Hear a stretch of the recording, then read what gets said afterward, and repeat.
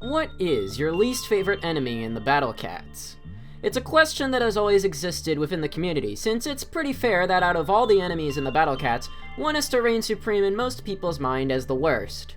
Perhaps it's Arast, a classic enemy which has a lot of range, a critical hit chance, and a lot of pushing power, along with being a traitless enemy. Or maybe it's Wild Doge, an enemy ruined by being always buffed to 200% because of the release of Courier Cat, and now being able to take a hit from Can without dying.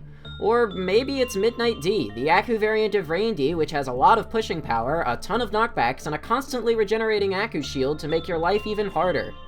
While these are all good picks for somebody to have as their least favorite enemy, my least favorite enemy isn't any of them. In fact, my least favorite enemy can't even be found in the enemy guide. I'm serious, if you try to view this enemy in the enemy guide, the game will literally prevent you from doing so, and that's because my least favorite enemy is only technically considered an enemy. I am here to discuss what is, in my opinion, the most flawed enemy in the entire game, and an analysis on a trait which is rarely ever talked about. This video is about the Surge base.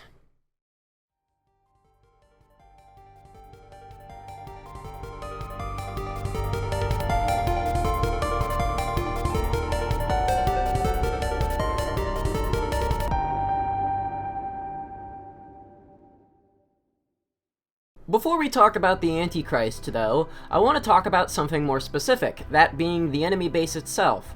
For 99% of the time you're playing the Battle Cats, the enemy base doesn't do anything special. It has a finite amount of HP, and by depleting it to 0, you win the battle. I'm very sure you're familiar with that. This would always be the case for this silly little cat game, all the way up until version 5.9, where for the 4th SOL boss against Inuyasha, Ponos came up with an idea. What if the enemy base could attack the player? And so, the Doge base was born. It technically doesn't have an official name, but this is what the community has been calling it for years, so fuck it, I'm rolling with it.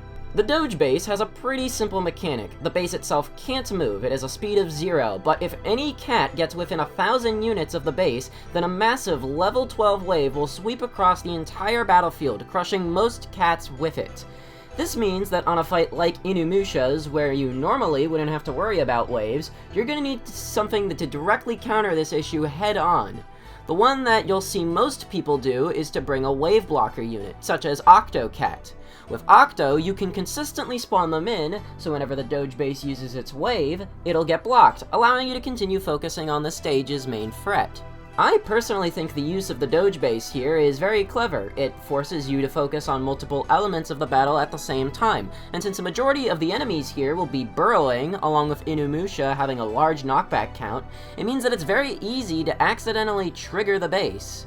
Since its release in version 5.9, the Doge base has appeared in many famous or infamous stages since then, such as Houses of the Holy, Multi-Tetrapod, and Glass Slippers. Each of these stages has something in common, either having enemies with lots of knockbacks, which makes it very easy to trigger the base, or a way to punish the player for trying to get around the main fight. That's not to say that every use of the Doge base is perfect. Its use in Escalar Coast I don't think makes a particularly large amount of sense due to the main threat being a bulky Neandum who will prevent you from pushing. Even if it's not used perfectly, the Doge base I personally believe is an enemy which is used very well for the most part, adding a fun element onto many stages throughout the Legends saga. However, I do need to point out the ways that the Doge base is flawed, because even though it's pretty well made, it's not flawless. The main issue with the Doge base is that in order to trigger its wave, it needs to hit a cat unit, which it does by triggering a single attack on the cat which enters its range. The issue with that is that because of the high damage that the wave needs to do in order to punish the player, it will most likely end up insta-killing whichever unit the base ends up attacking, which I don't think is the most fair. Since the Doge base has a fairly long cooldown though, I think I can live with it being the case here, but if it was faster, this would definitely be an issue. The other problem is that since the Doge base is classified as an enemy, that means that it can be scaled as high or as low as Ponos wants, and while the base visually remains the same, the damage the base does can change drastically. Here's what the Doge base looks like at 100%. Note that it never actually appears at 100%. The lowest it has ever appeared in any stage was at 4,000%, and that was in one single River City collab stage. The lowest any player will realistically see this enemy is at 50,000%, which is in Multiversal Studios. And even though it is pretty punishing here, it isn't strong enough to kill many late game units. However, at the absolute maximum that the Doge base appears at, which is 195,000% in Surrealist Sin's 3 crowns, it's packing 1,950 Doge bases together with enough damage to kill most non-Uber units in a single blast. The only way to know generally how much damage the Doge base is going to do is to check the enemy base health. Since the Doge base, while being an enemy, is also classified as the enemy base, the health of the base will match the magnification of the enemy, meaning that the higher the base health is, the more damage the wave will do. I know these aren't the largest issues with the Doge base, and trust me, these do not completely ruin the enemy, but they are flaws that are worth pointing out. That being said, I think the Doge base is very well made, and I appreciate its addition to the game. In fact, it would be the only enemy base like this for a couple of years, until version 9.7, where Ponos would finally add a second enemy base with a unique property. In the final stage of Morningstar Isle, Cats in the Stars, Ponos would introduce the Relic Doge base. Again, this is an unofficial name. The Relic Doge base activates identically to the regular Doge base. It happens once a cat enters its range. However, instead of activating a wave attack, the Relic Doge base will attack all cats within its 2,000 range and afflict them with the Curse ability, preventing your cats from having any of their respective abilities. This makes a normally easy stage where you would just spam Bomber Cat to freeze Razorback into one where you need to use a bit more of your brain cells. Because with the Relic Doge base, all Bomber Cats that are afflicted will no longer be able to freeze Razorback, meaning you'll have to wait for your next Bomber Cat to come in and counteract the cursed ones. There are two ways to counteract this issue. The first way is by fighting directly in front of your base, which is high risk, but if successful, allows you to completely avoid the curse issue altogether. Or the alternative is bring some cats with either curse resistance talents or a full curse immunity. Often, though, the curse resistance is actually more powerful than you would expect. Stages like Wicked Beauty, where you have a very limited amount of cash to stall a super strong Bun Bun symbiote, having Octo's curse resistance can be very handy when it comes to dealing with it. Similarly to the Doge base, I think the Relic Doge base adds on a nice element to the battle without being the main focus of the stage. It also fixed some of the flaws with its predecessor, as since the Relic Doge base just needs to inflict curse rather than dealing damage, the issue where the Doge base would just one-shot whatever it hit is now fixed, because at 100%, the Relic Doge base only does one measly hit point of damage. It could still theoretically kill a cat due to its damage being at usually 400 or 500 because of the magnification, but it for the most part completely fixes the problem that I had with the original. I don't know if I prefer one of these two bases over the other, but I think the Relic Doge base was a genuine success. It even got an entire subchapter dedicated to using it with UL32 Theater of Fear, which is actually my favorite UL subchapter, so clearly they did something right. I mean, hey, 2 successes with 2 different base gimmicks is pretty impressive. All Ponos needed to do was to stick to a similar formula, not rush the next base, and everything would go great. But unfortunately, that would not be the case. Literally, the very next UL subchapter of the game, in the Sleeping Forest, Ponos would add their 3rd unique base gimmick to the game. In Happily Ever After, we would be given the exact opposite of a happy ending. Not only was this base the worst of the 3 introduced to the game, but it would take all of the flaws of any of the previous bases and dial them up to an 11, with a frustrating element of complete bullshit RNG to push these problems into overdrive. The Clown base. Okay, bad joke, it's the Surge base. Upon an initial inspection, the Surge base seems to share some properties with both of the other enemy bases. It has the same range of the Relic Doge base, that being 2,000, and has the single attack property of the original Doge base, but instead of spawning a wave attack, the base spawns a Surge attack.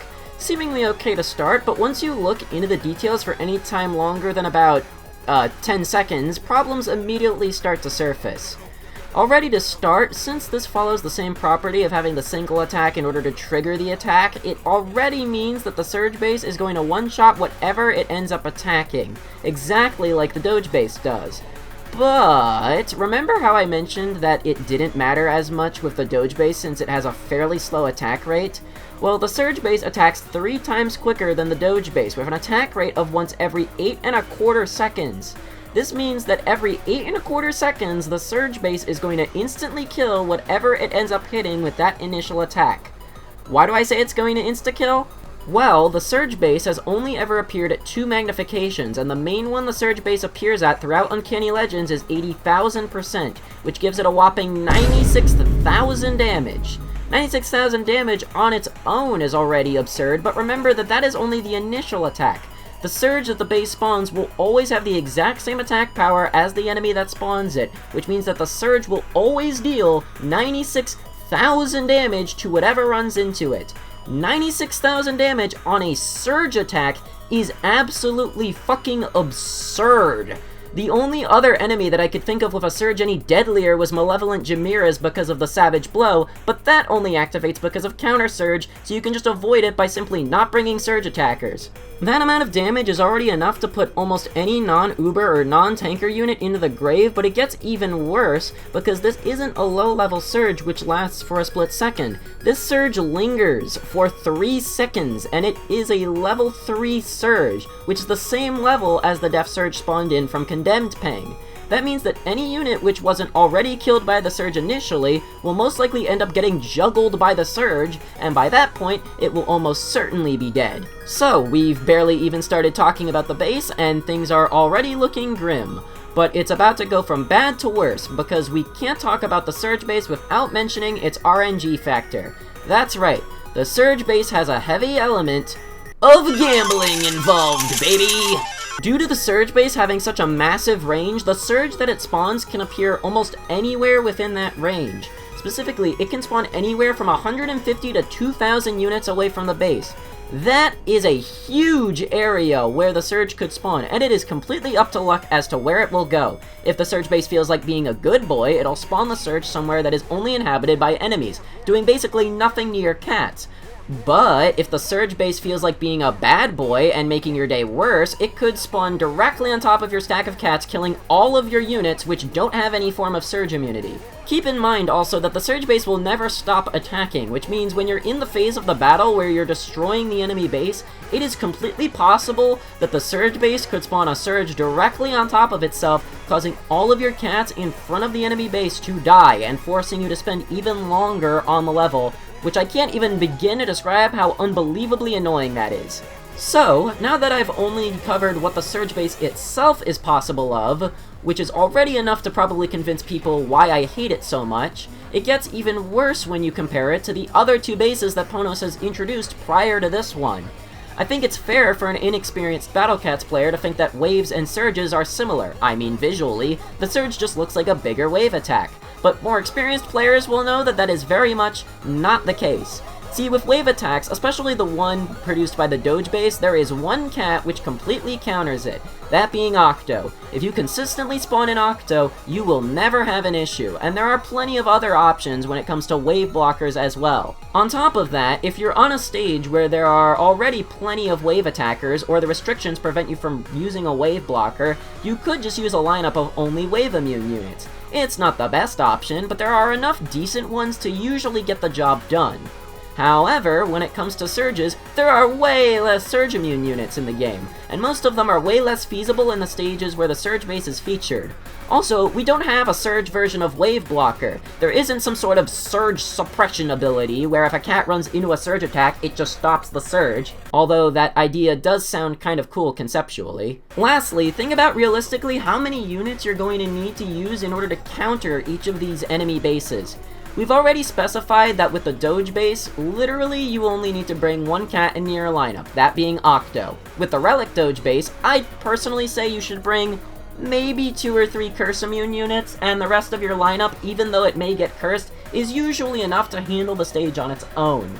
But the Surge base, with the fact that the Surge can spawn in such a wide range of the battlefield, and is so unbelievably inconsistent, that it would take realistically over half of your lineup to be Surge immune in order to make a difference, at which point, considering the kind of stages you're playing, most players I think will tend to say screw it and just pray that luck is in their favor by bringing in basically no Surge immune units. Now, a counterpoint to what I just said could be something along the lines of the fact that, well, if the Surge base is used in a stage with a bunch of other enemies that create surges, if you were to use a Surge immune lineup, you'd be countering both the enemies and the Surge base in one go, a 2 birds for 1 stone sort of deal. However, out of all of the appearances that the Surge base has made in the game so far, it only appears in a grand total of 1 stage with other Surge attacking enemies, that being Canopy Altar, which isn't exactly the best stage considering it's already featuring St. Dober. And do you realistically think that it's in the realm of feasibility for the average player to bring a full Surge immune deck to a cash-starved stage like Roast Meat Not Cities or a stage with Zappy like Retreat of the Living Dead? I don't think so. The approach for these stages that most players do is to fight the enemies directly in front of your base, ignoring the Surge base altogether. To sum it up in one brief sentence, the Doge base and the Relic Doge base require very little thinking when it comes to countering them, and therefore serve well as what the enemy base should do, which is to be the sideshow and a nice little additional gimmick on a stage. But the Surge base, with all of its RNG, potent damage, and general annoyance, means it fails as the enemy base, because in the stages where you have to deal with it, it's no longer the sideshow or a little additional gimmick. It's the main show. Okay, that was a lot of yapping. With all of this talk about the Surge base being bad, there may be a little lingering question in the back of your mind. It was in my mind too when I was making this video, and that question was, is there a way to fix the Surge base? Well, yes, but I think the ways to fix it are very limited. I could come up with only 2 ways to directly fix the Surge base, and both would be nerfing it by a large margin. The first idea I had is a fairly straightforward one. Lower the attack rate of the Surge base. 8¼ seconds is not a lot of time, especially in between attacks which instantly kill your cats. Personally, I think if the timer were to be lowered to the same time as the Doge base, it would already be a huge improvement over where we are now. Sure, it would still be very annoying, but it would at least make the Surge base less of the main focus in each of its appearances. The other idea I had is a bit more complicated, but it's this. Once the Surge base reaches a certain HP, the Surge base disables, and it can no longer attack you. Let's say that after the base reaches 2/3 of its total HP, the Surge base stops attacking you at all, which while it wouldn't fix the issues I have with the base's attack rate or any other stuff, it could introduce an interesting way to counter it. It could incentivize the player to rush the Surge base off the start to get enough damage on it, or to use a lot of LD units to snipe the required amount of damage off the base in order to disable it. This would fix the issue of having the base killing all your cats when you're destroying it, and make the cleanup phase of the battle way much less of a hassle. Now, do I think Ponos would add any of these ideas? Absolutely not. It took them several years to patch Aki's broken attack pattern, and they have much larger priorities that they should be focusing on, such as giving Surgeon Cat talents, or giving Ian the second Bakuraman collab. Besides, I'm just one guy making videos on the internet, and this isn't something which is exactly getting a lot of coverage. So, how am I going to wrap this video up? Well, just because I personally think the Surge base is the worst enemy in the Battle Cats, I don't expect everybody who is watching this to agree with that opinion. There are plenty of other contenders for somebody to have as their least favorite enemy, whether that's this small rabid dog, a beefy ostrich, some reindeer from hell, or literally any of the other enemies in the game. I just hope that by watching this video, you at least understand why I despise the Surge base as much as I do, and why I think the other bases are such a great addition to the game as a whole.